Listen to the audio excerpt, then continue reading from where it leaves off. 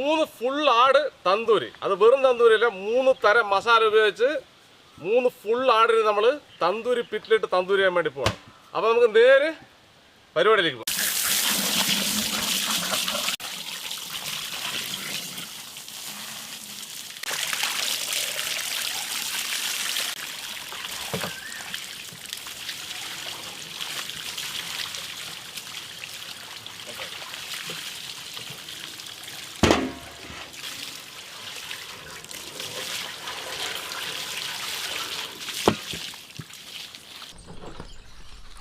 അടുപ്പ് കളിച്ചേക്കാം.